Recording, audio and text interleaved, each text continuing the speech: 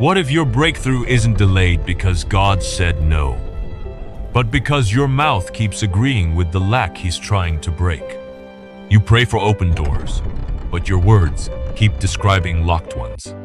Listen, before God changes what is in your hand, He often confronts what is coming out of your mouth. Breakthrough doesn't begin when money hits your account. It begins when fear stops hitting your lips. You don't need hype. You need truth that stands while the bills are still on the table. Faith isn't denying the problem. It's refusing to let the problem have the final word. Take the widow in the scriptures. She was at a total collapse. Debt was crushing her, and creditors were coming for her children. When asked what she had, she first said, "I have nothing." But then she caught herself and added, "Except a small jar of oil." That word "except" is where the miracle found something to multiply. She didn't ignore the debt, but she refused to let nothing be her final statement. Your breakthrough lives in your "except." I have no way, except I know God is still on the throne. I have no capital, except I have a little time and a lot of heart. The oil flowed when she finally looked at what was left, rather than what was lost. To shift your finances, you must shift your vocabulary. Here are 5 confessions you must speak before the breakthrough begins to move. First, you must say, "I refuse to call my situation my source." We often confuse our channels with our source. Your job is a channel. Your business is a channel. But God is your source.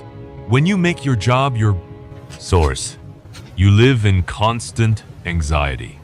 Every time the economy shifts or a client leaves, your foundation shakes because you've built your house on a channel. Channels can dry up, but the source is a well that never runs dry.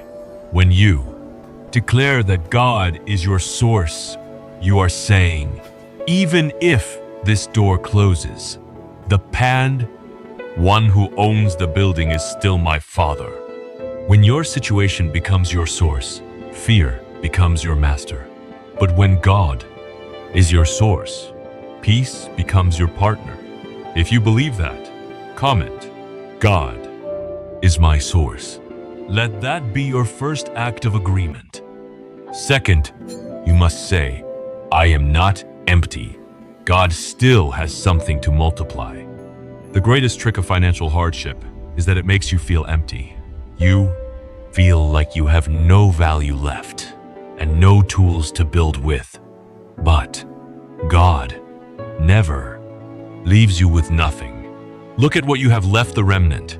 Maybe it's a relationship, a dormant talent, or just the fact that you still have breath in your lungs. Stop mourning what the creditors took and start inventorying what they left behind. Do not let what you lost blind you to what God left. The remnant is where the resurrection begins. Third, say this: "My lack is a season, not my identity." This is where many people get stuck for decades. They move from saying, "I am going through a hard time," to saying, "I am a broke person." There is a massive difference between a location and an identity. You might be located in a season of lack, but you are not defined by it. Stop saying, "I'm just one of those people who never has enough." That is a curse, not a confession. Instead, remind yourself, "I am currently in a tight season, but I am a child of the provider. I'm being led through this, not left in this." Do not turn a hard season into a lifelong prophecy. You are passing through. Don't build a house in the valley. Fourth, I will obey the small instruction before I demand the big miracle. Everyone wants the oil to flow, but few want to go door to door borrowing empty jars. The widow in the story had to work. She had to sweat. She had to do the uncomfortable, practical work of preparation. What is the small instruction if you've been ignoring? Maybe it's making that uncomfortable phone call to settle a debt. or finally sitting down to look at the bank statements you've been too scared to open. Breakthrough is a partnership. God provides the increase, but you provide the obedience. Many people ask for a massive miracle, while they are actively ignoring the small, practical step God already put in front of them. Fifth, and perhaps most importantly, I will prepare capacity before I ask for overflow. The oil kept pouring as long as there was a vessel to catch it. The moment there were no more jars. The oil stayed. God will not pour tomorrow's overflow into yesterday's capacity. If you haven't learned to manage $100, why would He entrust you with 10,000? Preparing capacity means cleaning up your integrity. It means becoming the kind of person who can be trusted with more. If you want the overflow, go get more jars. Build the character that can sustain the blessing. The oil is waiting for the vessel. Stop asking for more. Supply and start building more capacity. Now, I want to be honest with you because I care about your soul more than your comfort. Declarations do not replace discipline. Confessions do not replace management.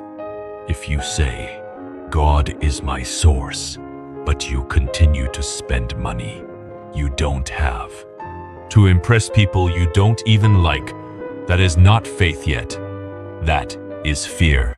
Wearing religious language. God is not condemning you for your mistakes. He is inviting you into maturity. He doesn't just want to get money to you. He wants to build the kind of character in you that can keep and multiply what He sends. Maybe you are in that widow moment right now. You don't see the long road. I don't know how next month will work. You only have a little bit of oil, a little bore, bit of hope, a little bit of strength, one small idea. In your hands, it looks like not enough. But in God's hands, not enough is the exact amount. He needs to start a multiplication. Don't despise your small jar. Let's come into agreement with God's truth together. Say these words out loud, or let them settle deep into your spirit. God is my source, not my situation. I am not empty. I have something for God to multiply. This lack is a season. It is not who I am. I will obey the small instructions today, and I am preparing my capacity for the overflow. Lord, I pray for the one listening who feels the walls closing in. Open their eyes to the accept, to the small jar of oil they've been overlooking. Give them the courage to stop the fear at their lips and the wisdom to prepare the jars for what is coming. Do not just change their bank account, change their heart. If you are starting the work of preparation today, if you are getting your jars ready, comment, I am building capacity. The oil hasn't run out. It's just waiting for a vessel. Start pouring.